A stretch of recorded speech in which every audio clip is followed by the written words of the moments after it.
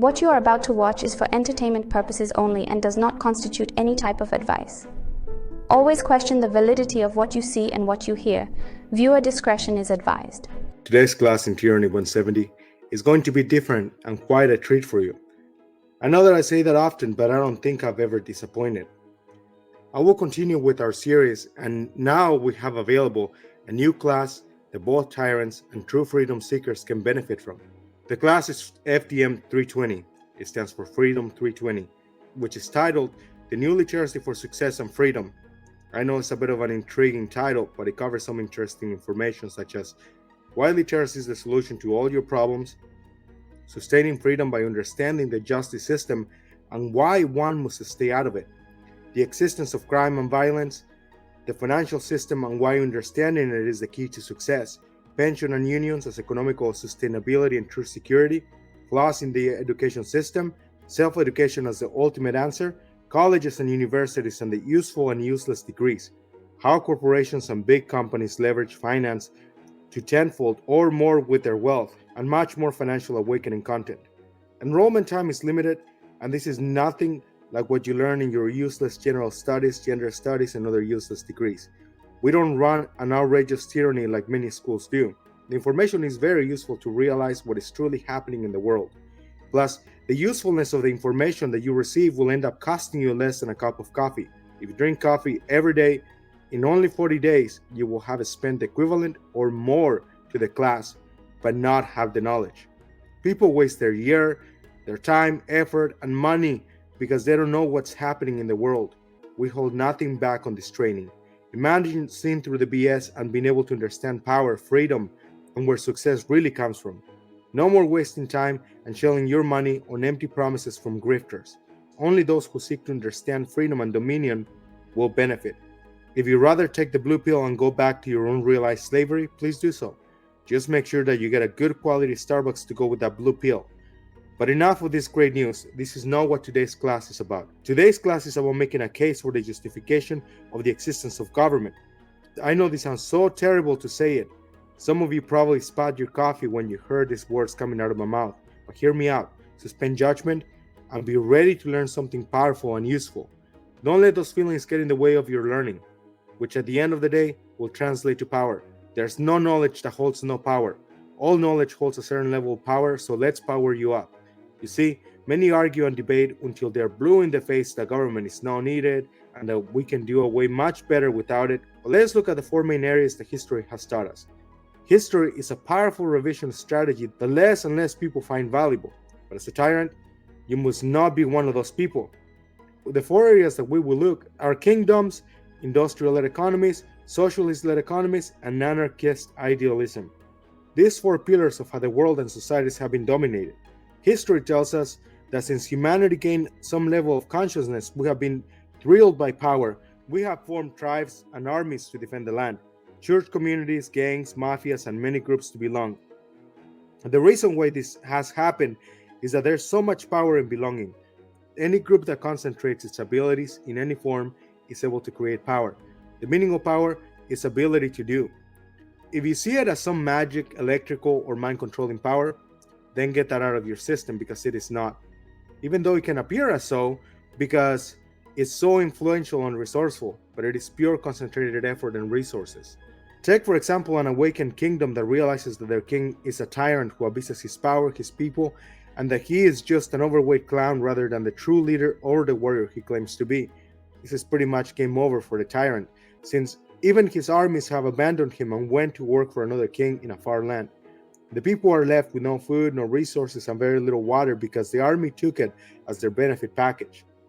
Now the people are out to get the tyrannical king, and I don't care if he's got the agility of Bruce Lee and the fighting abilities of Spider-Man. It will be a very bad day for him, and he will be overthrown. That is if they don't dance over his corpse during the after party. Another example would be workers going on strike and walking naked on the streets. Okay, I was joking about the naked part. But imagine how much terror they cause to the company by forcing them to realize that they need to give them higher wages, better benefits, and treat them better. More often than not, a deal is going to be reached because companies realize that the people are the ones who hold all the cards. They just don't realize that.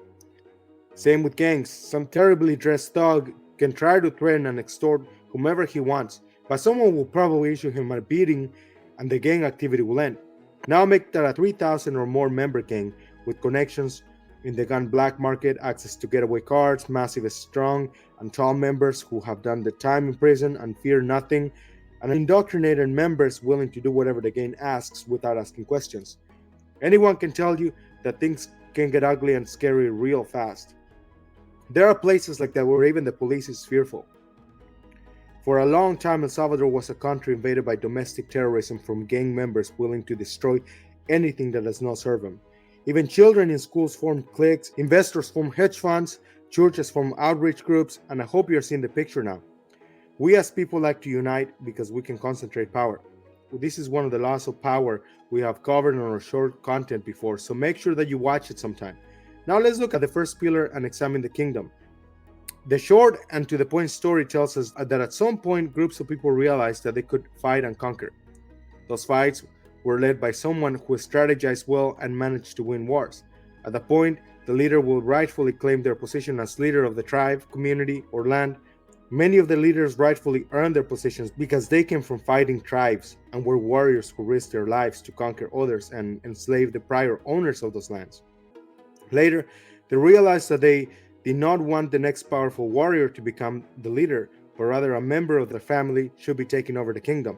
This is where they got clever and made up some fairy tale that God had divinely appointed them and their families to be the rulers of the land, and therefore they secured the crown of the large sets of conquered lands that became kingdoms.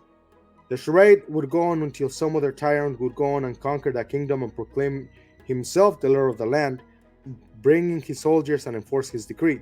This would go on until the new kingdom would get conquered or until the tyranny was so evident that the people would make a stand against the king, and in many occasions the people would win for obvious reasons, that they outnumber the king and his guards. In some occasions, the new leader of the people would become the king, the surviving guards would pledge to the new king or be executed, and he would grant a higher level of freedom to the people than the prior tyrant and declared that God put him in place to free his people. This was such an elaborate strategy and worked for such a long time that it was the default for many generations to go. At some point, people moved on from this fairy tale, which is still not fully over since some lands still have kings, queens, and the royal family. But the point is that they decided to move into government to dictate the governance of the mind, which by the way does not exist. So they are really managing the people that they call the peasantry. Two sets of governmental systems were developed, the oldest being capitalism, or what they call enterprise governance, and the other became socialism. Under the enterprise governance, people would establish business, grow those businesses, and dominate portions of the market. The uneven playfield will become more evident rather fast. Someone who sold apples on a stand would earn very little, while a doctor with his private practice would earn more, while someone manufacturing firearms with permission of their local government would earn much more since they had a large supply of clients. However, the seller of the apples would buy land, grow more apples, preserve those apples into apple sauce and apple juice, and sell it to a farther land. Now he would out-earn the doctor and the arm manufacturer. Capitalism led to people being able to expand their opportunities. But as some opportunities expanded more than others, inequity of opportunities became more evident, and while some companies grew and strategized their market and success so strongly that nearly no one could compete with them, many would go out of business or would not enter certain portions of the market because it was strongly dominated by the big players. The enterprise would grow, so did the government, because they established levels of regulation, which is where all the big money is. Taxation has some good money too, but that's for those who understand it.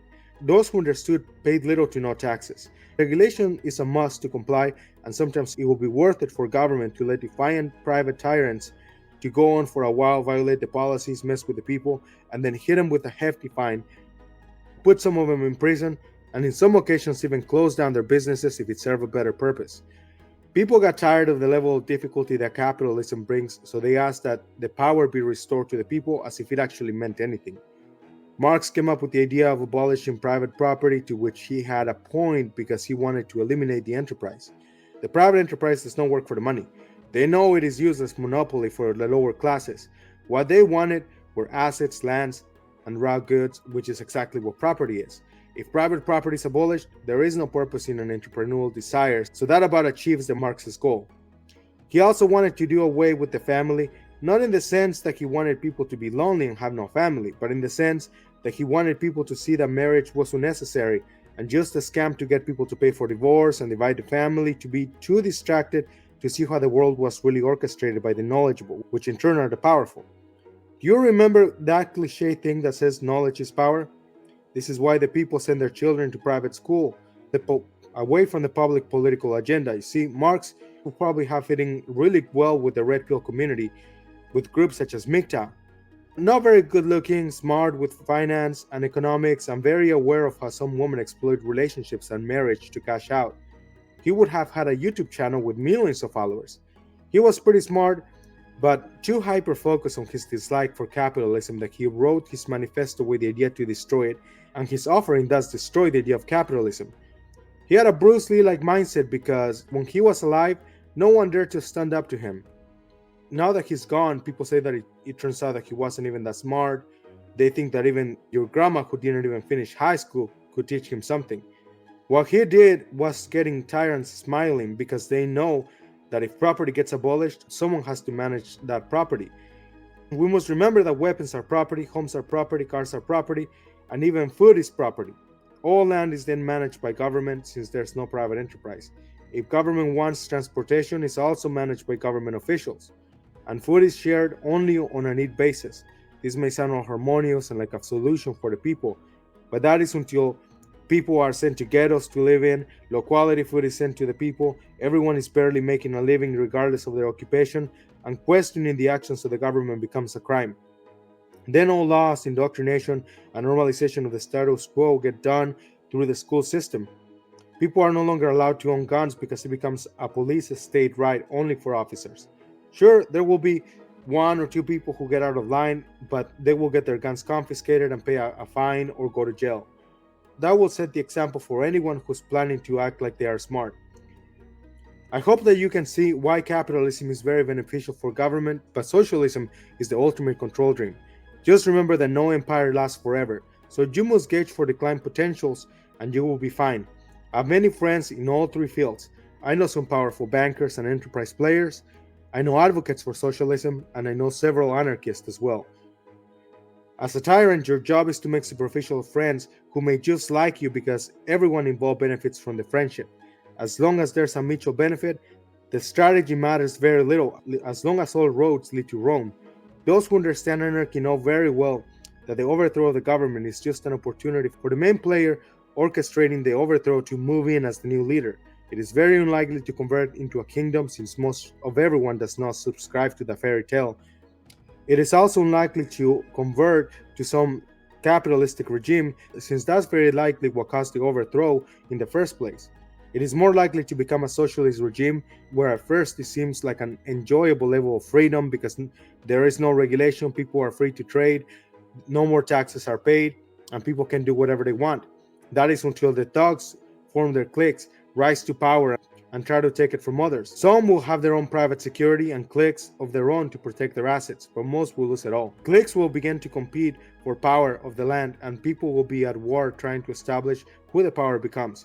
Whomever wins the war will become the new power, which will likely be a form of socialism because that would provide a much higher level of power. Anarchists who know history and understand power know that it is a huge opportunity for someone who knows how to harness power. But anarchists who are too naive believe that to be an ultimate position and ignore the part of history where there was freedom to conquer and no one protected anyone outside of the clique. This is a problem that plagues anarchism because not everyone has good intentions, and history has shown that when there is so much to gain or take from someone without someone reinforcing consequences, they will do it. For goodness sake, people do it when there are consequences. Yet, the idea of government is built on a superstition, but outside of it lies a more dangerous strategy, a more powerful and malignant level of control. If people misbehave with regulation, they will be much more evil without it.